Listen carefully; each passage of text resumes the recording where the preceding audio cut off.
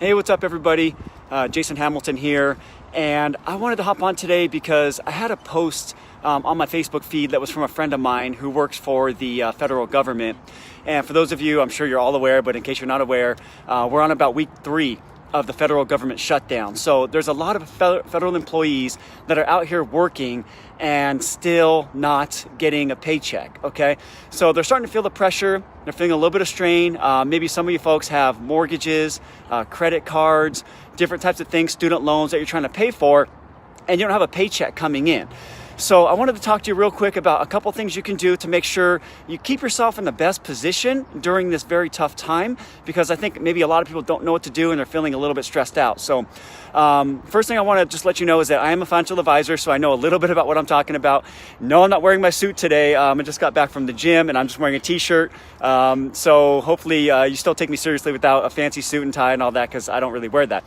But if you're a federal employee, currently right now, we do not know when the shutdown is going to end, okay? So what you don't want to do is just hope and pray that it all works out, okay? Being a financial planner, what do you think I'm going to say? You need to have some sort of plan, okay? So if you're in a situation where you have a mortgage, you have rent to pay for, you have credit cards or student loans, the number one thing you can do is be proactive, okay? You want to be proactive. You don't want to just hope that the shutdown ends and you get your paycheck before it's due, right? If there's any chance of concern, by the way, that wasn't me moaning, that was my little dog here. It's Duke, he's with me on a walk. If there's any chance of concern that you're not going to be able to make a payment, the first thing you want to do is call your provider. So call the student loan company, call your mortgage provider, call the credit card company, and go speak to your landlord, whatever it may be, and let them know the situation you're in, okay? I've seen posts online from mortgage companies saying that they do have special programs available if you're in this situation and you're a federal employee, where they can, defer the payment, put you in a place where you're not gonna have a late payment, you're not gonna have any bad marks reported on your credit, and you're not gonna have late fees. But what they don't know is they don't know that you're in this situation. They can't just look at your profile and assume you're a federal employee and reach out. So the first thing, I want you to do is reach out and contact any of these folks you're worried about not being able to make your payments to, if that's the case, all right? And just call them, let them know what's going on. If you have to get a manager on the phone, get somebody who approves you to do this, because there's a lot of things out there. Most of these companies, they're not bad people, but they can't help you if they don't know how to help you. So you have to be proactive and go speak to the people and let them know what's going on, okay? So definitely that'd be number one. Number two, if you are in this situation and you're feeling stressed out because you don't have money saved, then once this all gets cleaned up, the first thing you need to do is stop going out, stop spending any extra money, and you need to get yourself an emergency fund of at least 3 to 6 months of your expenses, okay? So whatever it would take you to live for 3 to 6 months, depending how secure your job is, and obviously even federal jobs, we think those are some of the most secure jobs out there.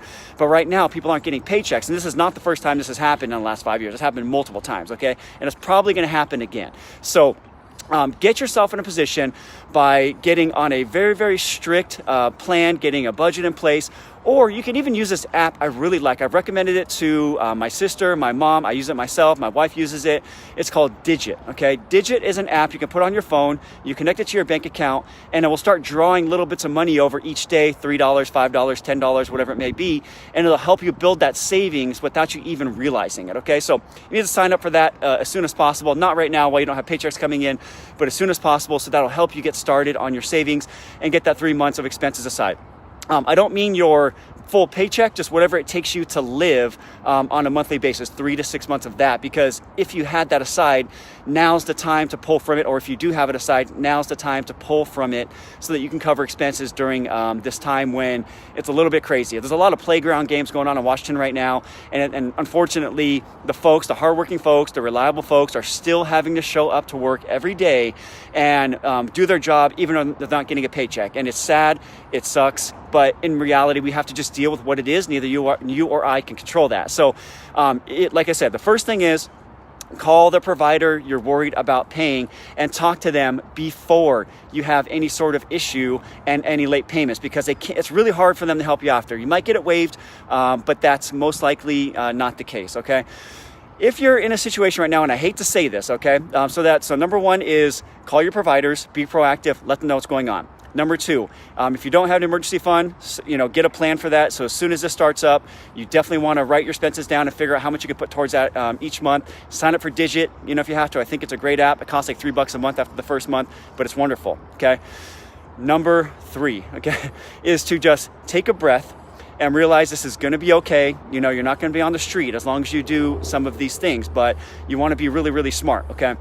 Number three is if you're a federal employee and you need help, you're not sure what to do, you're feeling stuck, you're in a tough situation financially, I want to offer a free consultation to you, no charge at all, because I think sometimes people just need help, okay? I do charge normally a good amount of money for my services, to be honest with you, but I think right now it's the right time to help people, and I want to help you out. So if you need help, go ahead and you could schedule a call on my calendar. I'm going to put a link down below so that you can get right to the calendar, or you can go to my website at keepitsimplefinancial.com/talk, and you can schedule an appointment there. But I will offer a free 30 to 45 minute consultation to answer your questions, to help you figure out what you need to do if you're in a bad financial position because you're a federal employee and you're not getting paid right now. Okay, so anything else you need, guys, leave me a comment, let me know. But those things right now, I just want to put that out there because I know people need help and they need someone that knows what they're talking about to guide them through this tough time, and I want to help you out, okay? For those of you who never met me, my name is Jason Hamilton. I appreciate you listening, and I would hopefully this all ends soon and you're out of this bad situation. But if you need help, reach out. I'm going to put my website in the comments below, and I'm happy to do what I can to serve you, okay? Have a great day, and let's get back focused on our weekend and enjoying it, okay? Talk to you soon. Bye-bye now.